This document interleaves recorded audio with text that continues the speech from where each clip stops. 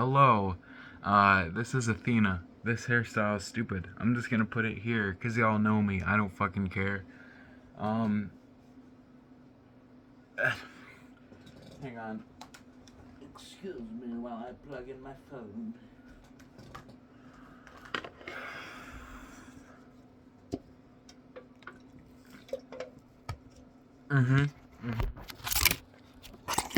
I'm just disgusting like that. So, in this video, I will be showcasing to you, the viewer, my best friends in the whole entire world, my upcoming D&D campaign. I recorded a demo. It didn't turn out so well, so now I'm ready to give it a good redo. So, first of all, the campaign's name is Carrion, Carrion, which is the kind of prey that animals like ravens and vultures feast on. Which, if you think about that, what does that instill? And if you've been talking to me recently, and you've been paying attention, which is a huge plus as well, you will know that this campaign includes zombies in it.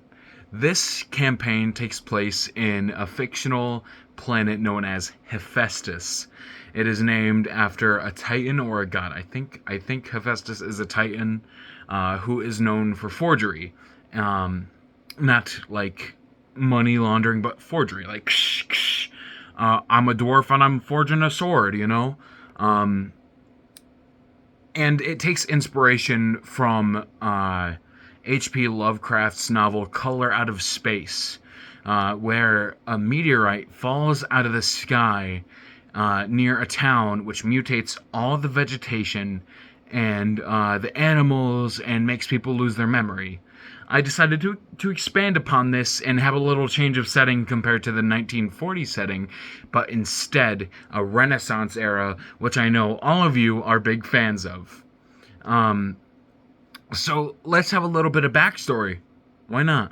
So the prior world leader before her execution was known as Eva Bauer. Bauer in German means peasant, which leads you to believe, well, she was a peasant. No, her family started as peasants, and then that kind of progressed into being power-hungry monarchs and fascists. And it's like, oh, German last name, fascists, that's a fucking stereotype. Well, yeah. Pretty much, yeah. But I feel like, actually, I don't really feel like anything. It just really has a good ring to it. Bauer. B-A-U-E-R, Bauer. Eva Bauer. Pronounced dead at 68 years old, and ruled for 40 years. Half of her reign was spent repairing Hephaestus after her parents had waged war for years against the Horde of Carnate and the Alliance of Onkinya. And the other half was spent driven by psychotic ruin, drugs, power, and the Vrol meteorite, which we will go into later.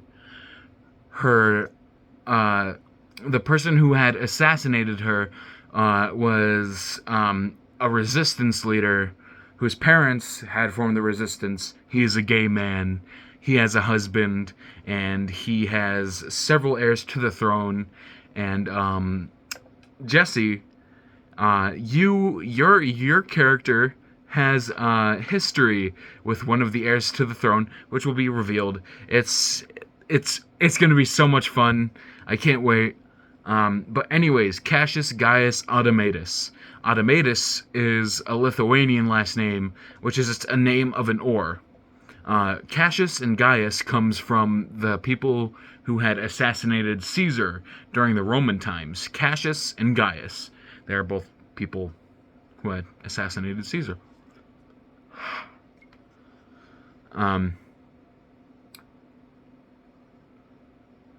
Ava's tyrannical research. She dedicated most of her life to finding secrets of this of this meteorite and feeding into her own delusion. Soon, this element had led her body to necrotize, and her science team had found so-called perfection with a serum found in the process by smelting the glowing ores within the meteorite and injecting the slag into the subjects. As time progressed, they started to experience increased aging, going catatonic, then awakening, then eating the other subjects. On one of the nearby moons, an ancient, far more advanced facility was found under the surface with technology of unknown origin. Which you're about to find out the origin. No metagaming, I swear to God! The Vrul, omnipresent beings who govern the Solstice galaxy where Hephaestus resides. They originate from Neptune in the Milky Way galaxy, and they were brought to Solstice by 3 powerful deity-like entities that you can be introduced to by reading my novel Retribution, which isn't finished yet, so you can't read it. The party's course of action you will be introduced to later.